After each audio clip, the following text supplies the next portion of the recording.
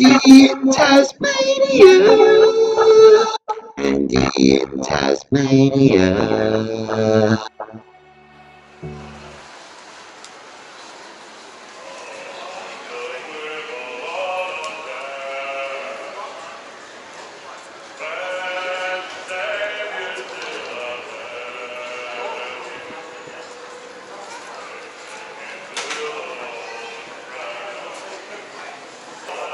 G'day all, welcome back to Hobart, Tasmania.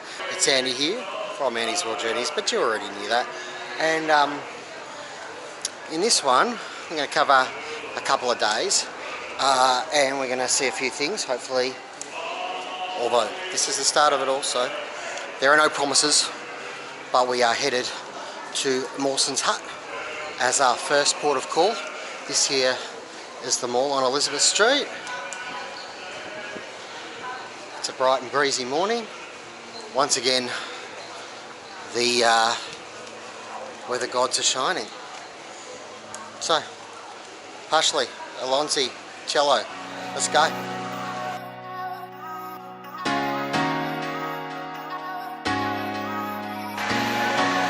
As we make our way towards Mawson's Hut, this here on Elizabeth Street, just past the mall, this is the bus interchange, where any bus that you may need to catch in Hobart to various spots, because that's the only public transport there is, you can pretty much get from here. And behind me, the post office in another one of these beautiful Hobartian buildings, or should I say Hobartian. Morning all, you find me in front of Mawson's Hut. This is a replica of a hut that Mr. Mawson, first name or notice, had in Antarctica. He was an Antarctic explorer, or if you're an American, he was Antarctic Explorer. And so they've got a replica of his hut right here. It's a bit of a museum, and hopefully, yes, it's open, so we can go inside.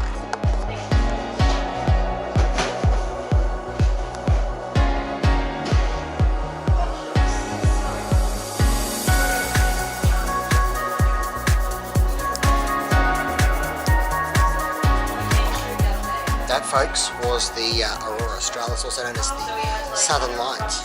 And over here is the intrepid Mawson, Antarctic Explorer. And up here,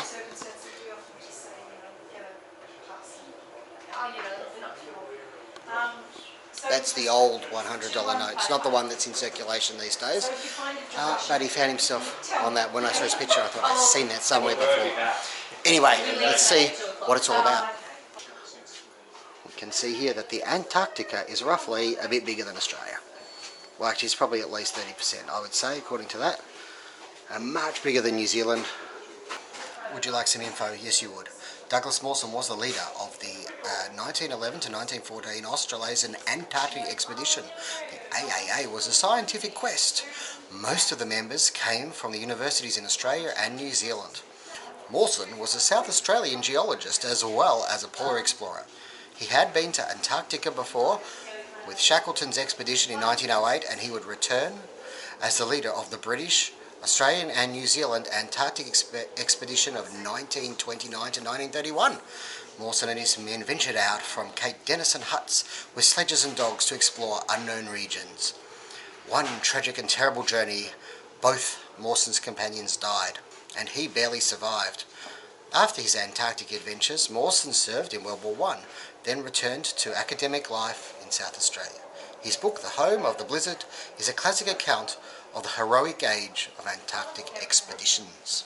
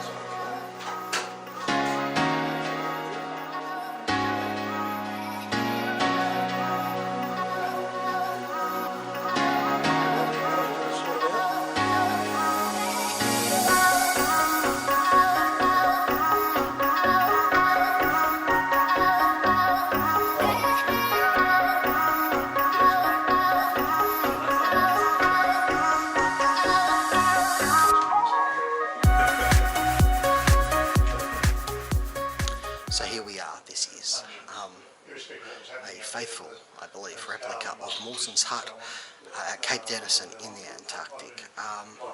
And this is pretty much the extent of it. The photos actually made it look smaller, so I'm surprised it's actually quite as big as it is. Not that it's big, it's small.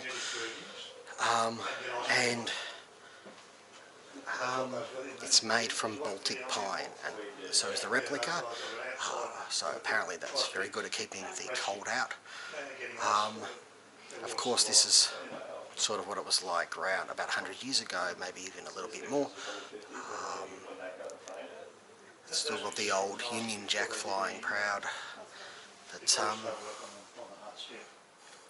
this is pretty cool actually. If you are in Hobart, definitely come see it. Of course, they didn't rough it in every sense. This is the less known Mawson's iPad. He used to play Angry Birds on it. No moisture.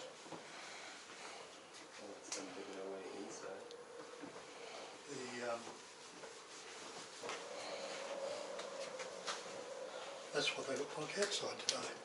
Oh wow, that's amazing, So, isn't it? Yep. Okay, folks, phase 2. Introducing Joe. Say Hi! hi. Hi! Focusing That's on Joe. the road. That's Joe. And Joe is someone I went to school with back in about 4 centuries ago. Long And time. I just found out that I have seen her since high school, and I just didn't remember it. Don't feel bad. I feel bad. I feel bad. It was 20 years ago. I struggle to remember what happened yesterday. Were we in Hobart yesterday? Don't worry, there's a lot I forget too. Where are we going, Joe? We're going up the mountain. But what mountain would that be? That would be Kunyani. Mount Wellington. Mount Wellington. Ah, yes, Kunyani. No, it's Kunani. Kunani. Oh, look at that. Oh, always will be. Never seen that before, that's new. Okay, so I think we've got a bit of a tight turn here. Just wait for the cyclist to... don't run Now. down. No, you could have got him. Got him! And here we go. Here we go. We're going up Kunani. Hut. Secret huts on the mountain. They do exist. And you can get a pretty average pizza from them. It'd be pretty average. It's well forested here, but I have full confidence that by the time we get to the top it will not have quite so many trees. There's some keen hikers to our left there.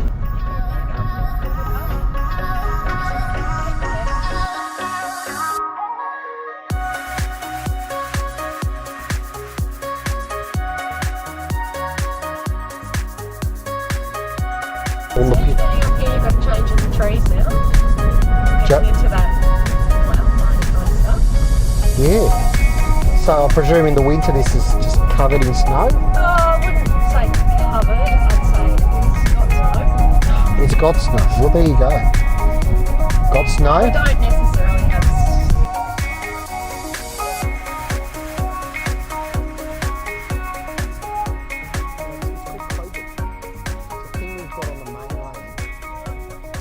Well, I've got a resident converted Tasmanian here. I thought I'd ask a question because I noticed converted, but I might not know the answer. a T-shirt. Well, it's not one of the. All right, It's more of an. The scar. We hide the scars under here. Yeah, is that what you're going to I ask? saw a girl walk past me today, and it said something like Tasmania forever, mainland never. How big is this anti-mainland sentiment in Hobart and Tasmania? I've got to be honest. Because it seems pretty big. I've got to be honest. I think it comes from the fact that mainland just treats Tasmania like it doesn't even exist on the map.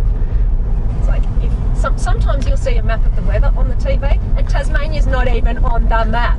Well, that's what happens when you watch the commercial networks, Joe. Well, I'm like, if that's your attitude, you can all get effed.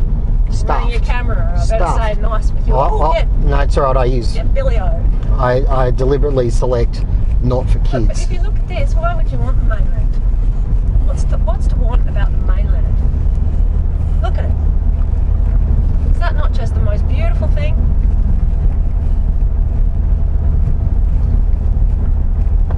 And we've done it, we've got to the very top of Mount Wellington, where there's a giant phallus directly behind me.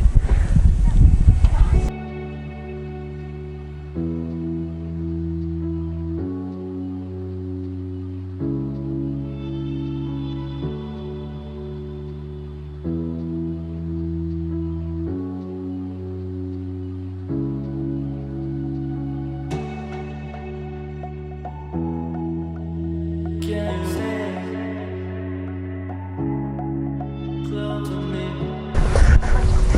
in all tourism boardwalks for people like you, you know. A boardwalk? I love a boardwalk. I love a boardwalk. And this is the bus you would have had to be on if you didn't have your own personal tour guide. Tour guides probably know more about mountain than I do because my fare factor is 0.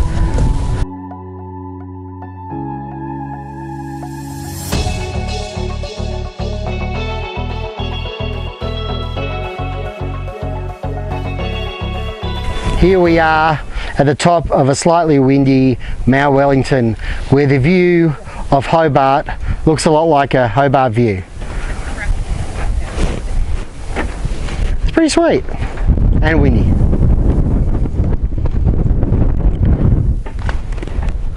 What a Depending view. on what I'm doing, sometimes I pick her up, sometimes they leave early and pick up the kids, or sometimes they're on the bus. So, it just depends. Here we are in a thing that's a lot warmer than it is outside.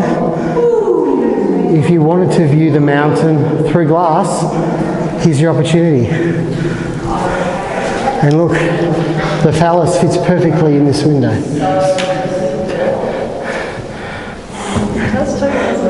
Why did they build it, Joe? So people would come. If you build it, they will come. You did get the innuendo in what you just said, right? No, but you did.